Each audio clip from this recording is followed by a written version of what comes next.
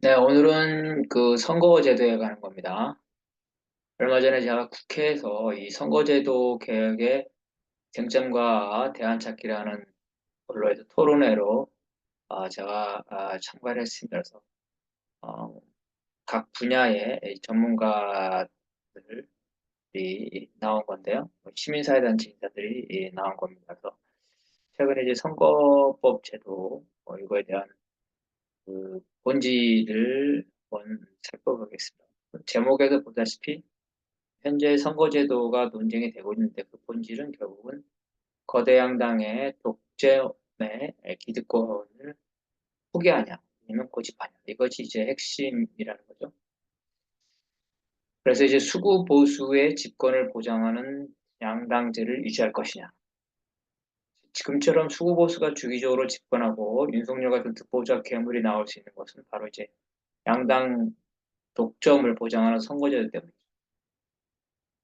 지금처럼 집권할 수 있는 정당이 두 개의 정당이 있다면 각 정당은 이제 30%에서 40% 고정층을 가지겠죠. 부차 투표하는 부동층이 3, 40%.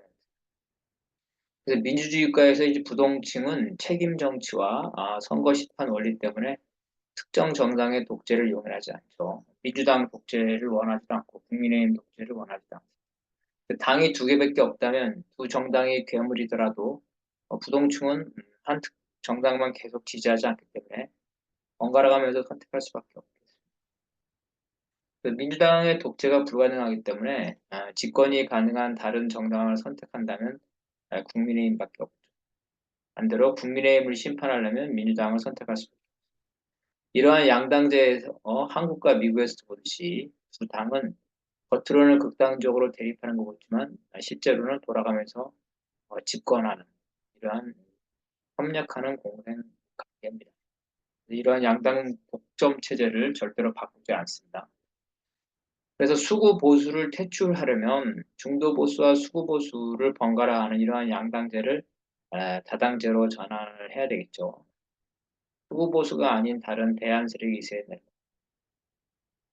하지만 이제 민주당과 국민의힘은 기득권자죠. 이들이 주도하는 선거개혁은 어떠한 내용이라 하더라도 결론은 자신들의 기득권을 유지하는 양당제 보장이라는 겁니다. 따라서 제3의 정치 세력, 시민, 전문가들이 유권자 운동으로서 양당제의 개혁 운동을 할 때만 진정한 선거 개혁이 가능하다는 겁니다. 그 양당제 개혁을 한다면 두 가지 프로세스가 있겠습니다. 첫 번째는 소선거구제를 유지하는 거죠. 이럴 때 소선거구제를 유지하면서도 양당제를 완화시키려면 이중당적을 허용해서 선거연합, 그죠? 연합정당, 정당 연합을 허용을 해요. 소수 정당들이 힘을 합해서 후보 단일화를 해서 더 나아가서 장기적으로 비슷한 정당들이 정당 연합을 할 수 있다.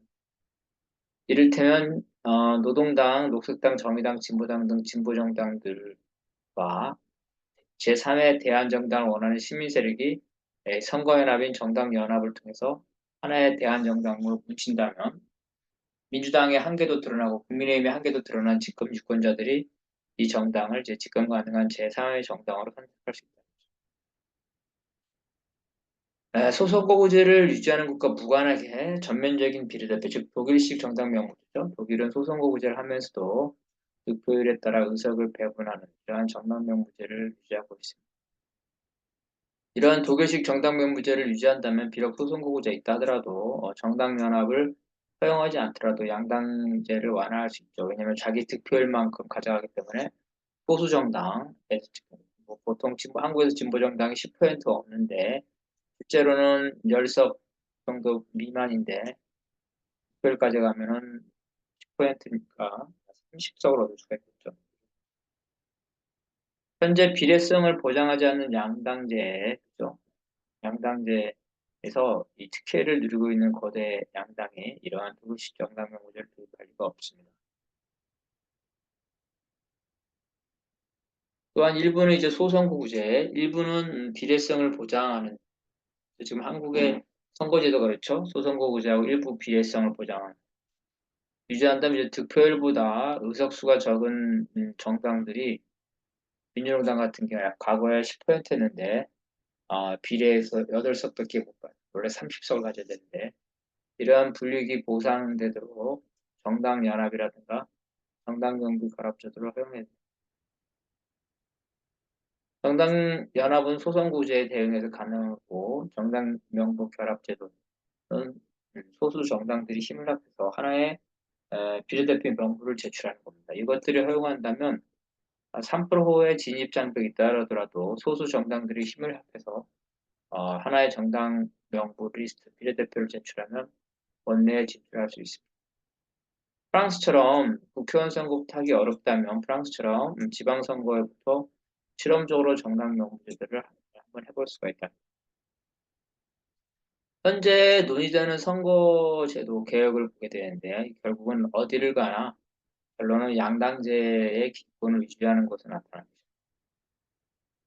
이건 중대선거구제가 이 얘기하고 있는데요. 현재 기초의원 선거구제에서 일부 중선거구제를 하고 있습니다. 그런데 거대 정당, 국민의힘이나 민주당이 복수공천을 행하면 거대 정당이 싹쓸이를 하기 때문에 양당제와 같은 결과입니다. 반대로 거대 정당의 복수공천을 허용하지 않으면 그래서 뭐 4인 선거구나 5인 선거구에서 거대 정당의 복수공천을 허용하지 않으면 소수 정당이 될 텐데 이 소수 세력이 과대 대표가 된다. 무슨 말이냐면 그 5인 선거구를 한다면은 1등, 2등은 거대 양당이 예를 들어서 뭐 20, 30% 득표율로 당선된다면 5등, 6등은 뭐 10% 이하로 되는 거죠. 10% 이하의 그 의원과 20, 30%의 의원이 소수 세력이 받아들여요. 그러니까 중대선거구제는 복수 공천을 허용해도 문제, 복수 공천을 허용하지 않아도 문제입니다. 그래서 이러한 중대선거구제는 이런 문제가 있기 때문에 세계적으로 퇴출되고 있습니다. 어쨌든 거대 양당이 선거 개혁을 하려는 여론의 압력에 기득권을 유지하려고 이제 중대선거구제를 한다고 해놓고 실제로 복수공천을 허용하죠. 이런 거를 겁하고 정의당이 이제 중대선거구제라면 자질한테 유리할 거라고 생각하죠. 정의당 현직 의원 중에 2인 선거구에서 거대 양당이 한 명만 공천하더라도 심상정 의원이 살아남기 힘듭니다. 3인 선거구에서 거대 양당이 지역을 분할 투표를 하죠. 기초구에서 이런 게 나타나죠. 동을 나눠서 하는 겁니다. 3인 선거구에서. 그러면 3등이 되려면 최소한 20% 이상의 득표율이 돼야 되는 거죠. 그래서 정의당이 무조건 3인 선거구 되는 게 아니라 20% 이상의 득표율을 가지고 있어야지만 3인 선거구에서 가는. 과거 선거를 보면 정의당 현직 의원 중에 출마해서 20%가 넘는 경우는 거의 없었다. 대선거구제 5명, 6명 이런 대선거구제를 한다면은 복수공천하는 거대 양당과 정의당 후보가 난타전이 될 겁니다. 그래서 소선거구제보다는 정의당 후보가 당선될 가능성이 있겠죠. 그런데 이러한 정의당 후보가 권역별, 그러니까 대선거구제에서 한 명이 당선된다 하더라도 전체 숫자는 대선거구 숫자만큼이죠. 근데 대선거구가 많지 않아요. 전국적으로 대선거구가 다섯, 여섯 개밖에 안 되겠죠. 그러면 뭐 많으면 다섯 석이 당선되는 겁니다. 그러면 그 이상 권역별에서 다섯 석이 주면 비례에서는 연동형, 그죠? 연동형을 축소시켜서 결국은 이 정의당이 다섯 여섯 석 이내에서 묶어놓은 그러한 선거법 개정을 할 거랍니다. 권역별 비례대표제에서 현재 그 전체 비례 의석이 47석입니다. 47석. 47석을 5대 광역으로 나눈다면 평균이 10석이죠. 그 자연 진입장벽 10석이니까 10%가 돼야지 한 석을 얻는. 결국 10%가 넘는 이제 정당은 하나도 없죠. 제3당. 정의당도 10%가 안 됩니다. 결국은 10% 미만에 해서 정의당 같은 정당에게 한 석 정도, 번역별로 한 석 정도 줄 수 있죠. 그러면 5개면 다섯 석 정도 가져가는 거죠. 소선거구제에서는 다 패배하는. 그래서 문제는 이제 비례대표 의석을 늘리는 것과 득표율과 의석수를 어느 정도, 그죠? 비례대표 의석을 늘리는 게 중요합니다. 비례대표 의석을 늘리면 1개 권역에서 의원 정수가 많아지죠. 그래서 20석이다 그러면 진입장벽이 5%로 나눠지죠. 그 득표율과 의석수를 어느 정도 연동률이죠. 연동률이. 현재 지역구 의원들은 비례대표 의석을 늘릴 가능성이 없다. 왜? 의원 정수를 늘릴 수 없기 때문에 비례대표 의석을 늘리려면 지역구 의석을 줄여야 되는데 현재 국회의원은 대부분이 지역구 의원이기 때문에 자기 손발을 자를 리가 없다. 그래서 결국은 이러한 국회의원의 기득권과 양당의 기득권 때문에 어떠한 선거제도도 결국은 양당들이 자기의 기득권을 유지하는 선거제도로 갈 거예요. 거대 양당이 현재 득표율보다 의석수를 더 많이 가지고 있는데 이러한 제도를 고칠 의사가 없다는 거죠. 연동을 거부하거나 유지한다면 어떤 형태이든 위성정당을 열어놓을 것이라. 예를 들어서 이제 정의당이 가장 원하는 거겠죠. 대선거구죠. 중대선거구제에서 복수건천을 하더라도 예를 들어서 5인 이상의 대선거구제를 유지하고 현 47석의 비례대표 수준에서 연동률을 높이는 거죠. 그러면은 5인 이상의 대선거구가 전국적으로 5개라면 5명 당선되고 또 현재 47석에서 연동률을 높이게 되면 또 상당히 뭐 5-6석은 될 수 있다 이렇게 생각할 수가 있겠죠. 거대 양당이 자신들에게 불리한 이러한 제도를 도입할 가능성이 적다. 다시 말해서 대선거구제를 하면 연동률을 낮출 것이고 그죠? 연동률을 높이면 소선거구제를 할 것이라는 거죠. 전체적으로 볼 때 거대 양당은 정당 같은 정당에 5석, 6석 정도 주는 이러한 묶어주는 그 정도로 묶어놓는 선거법 개정을 할 거고 그것도 안 된다면 그냥 현행 선거제도에서 하려는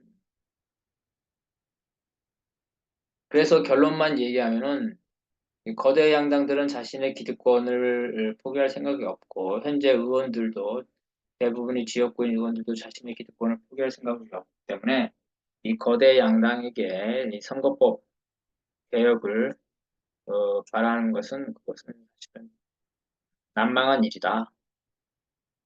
오히려 이 선거법을 개정을 하려면 제3의 정치 세력이죠.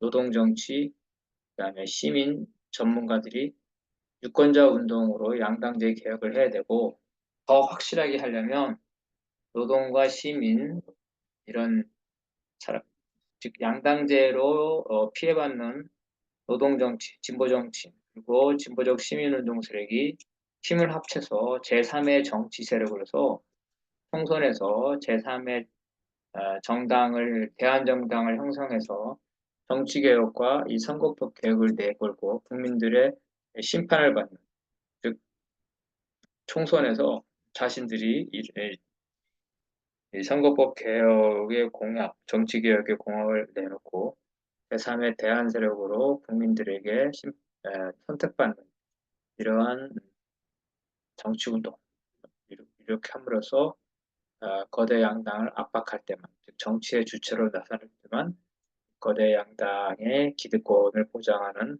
이 선거법의 장벽을 무너뜨릴 수 있다고 볼 수가 있겠습니다.